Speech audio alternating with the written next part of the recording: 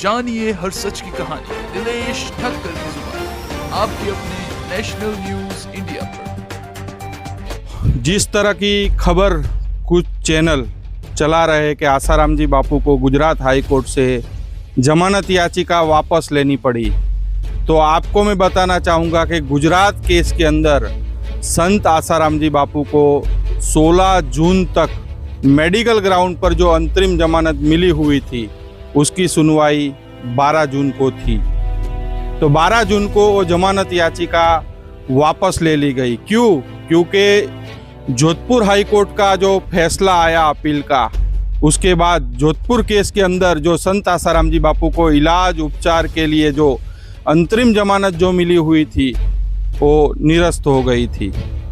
उसके बाद संत आसाराम जी बापू को जोधपुर हाई कोर्ट ने जोधपुर सेंट्रल जेल में सरेंडर करने के निर्देश दिए थे।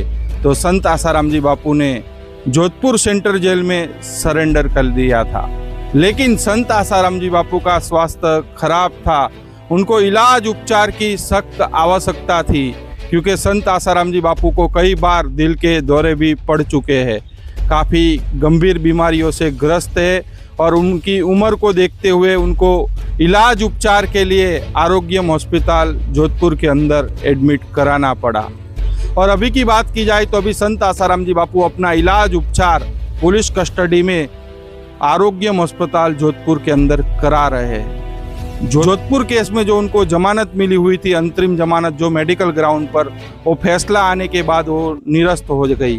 तो गुजरात हाई कोर्ट की जो जमानत याचिका है उसको वापस लेने का यही कारण है, क्योंकि जोधपुर हाई कोर्ट में जो फैसला सुनाया उसके बाद जो जोधपुर हाई कोर्ट में जो उनको इलाज उपचार की जो अंतरिम जमानत जो उन्हें मिली हुई थी मेडिकल ग्राउंड पर, वो निरस्त हो गई थी।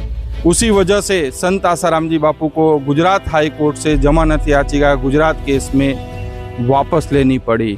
तो गुजरात हाई कोर्ट में 16 जून तक की अंतरिम जमानत थी, 12 जून को सुनवाई होनी थी, लेकिन जमानत याचिका वापस ले ली। तो कार्रवाई होने के बाद जो भी जजमेंट आता है, उसके जजमेंट आने के तुरंत बाद जो जजमेंट होता वो नियम लागू हो जाते हैं और जो पूर्व में जो स्थितियां होती हैं वो सब निरस्त हो जाती हैं।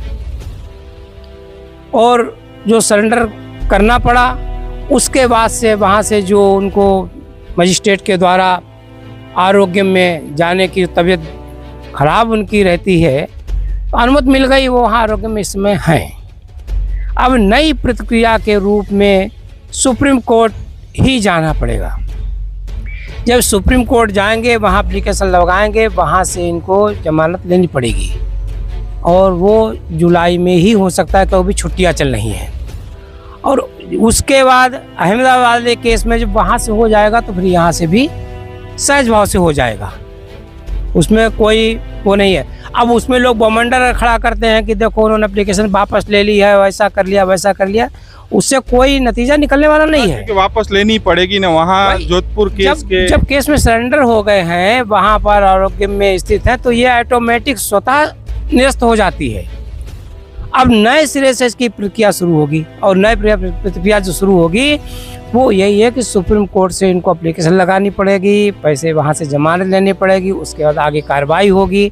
जब वहाँ से कार्रवाई होगी उसके अनुसार ही गुजरात हाई कोर्ट से भी जमानत मिलेगी।